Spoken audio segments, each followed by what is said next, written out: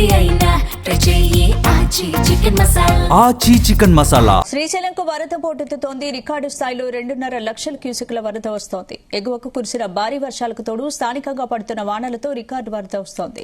ఇక ఓవరాల్ గా శ్రీశైలంలోకి 2,55,000 క్యూసెక్ల నీరు ప్రాజెక్టులోకి వచ్చి చేరుతుంది. దీంతో ప్రాజెక్టు పూర్తి స్థాయి నీటి మట్టం 215 టీఎంసీలు కాగా ప్రస్తుతం 125 టీఎంసీల నీటి నిల్వ ఉంది. అయితే రేపు ప్రాజెక్టు పూర్తి స్థాయిలో నిండే అవకాశం ఉండడంతో ఎల్లుండి గేట్లు ఓపెన్ చేసి నీటిని దిగువకు రిలీజ్ చేసేందుకు అధికారులు చర్యలు మొదలుపెట్టారు.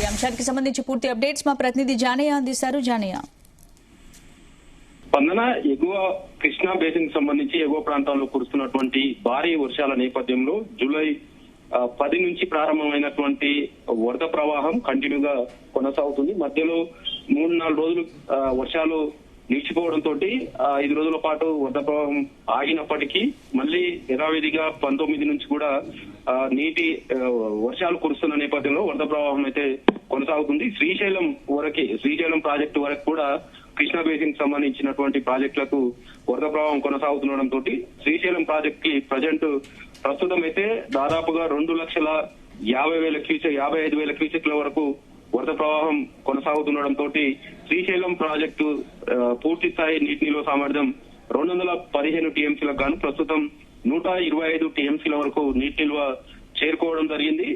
దీంతో ఎల్లుండి వరకు శ్రీశైలం గేట్లను కూడా ఎత్తే అవకాశం కనబడుతుంది. ఎగువ నుంచి 2.5 లక్షల వరద ప్రవాహం ఇలాగే కొనసాగుతుందనేది కూడా అధికారులు అంచనా వేస్తున్నారు. ఎందుకంటే ఎగువ కర్ణాటక ప్రాంతాల్లో గానీ ఇటు మహారాష్ట్రకు సంబంధించినటువంటి ప్రాంతాల్లో వర్షాలు కంటిన్యూగా కురుస్తాయనేది కూడా వాతావరణ శాఖ ఇప్పటికే ప్రకటించడంతో ఇటు ఉజ్జయిని ఉపనది నుంచి కూడా జూరాల ఎగువకు వరద ప్రవాహం కొనసాగుతుండడం, ఇటు కృష్ణా బేసిన్ సంబంధించి పశ్చిమ కనుమల్లో కురుస్తున్నటువంటి వర్షాల నేపథ్యంలో ఆల్మట్టి డ్యామ్ కి వరద ప్రవాహం అయితే రాత్రి నుంచి కూడా పెరిగిందని చెప్పవచ్చు. నిన్నటి వరకు 1,20,000 క్యూసెక్ల ప్రవాహం ప్రస్తుతం ఆల్మట్టి డ్యామ్ కూడా 1,50,000 క్యూసెక్ల వరకు కూడా ఆల్మట్టి డ్యామ్ కు వస్తుండడంతో పూర్తి స్థాయి నీటి నిల్వ సామర్థ్యం ఆల్మట్టి డ్యామ్ 123 టీఎంసీలకు గాను ప్రస్తుతం 117 టీఎంసీలుగా కూడా నీటి నిల్వ సామర్థ్యాన్ని మెయింటైన్ చేస్తూ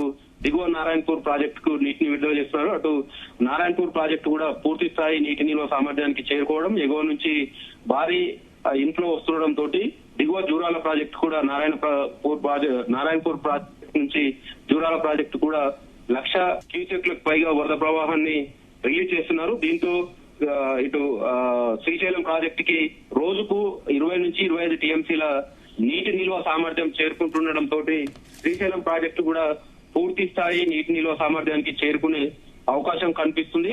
మరోవైపు ఇలాగే కంటిన్యూగా వరద ప్రవాహం కూడా వస్తుంది అనేది కూడా అధికారులు అంచనా వేస్తుండడంతో ఎల్లుండి వరకు 200 టీఎంసీల వరకు నీటి నిల్వ సామర్థ్యం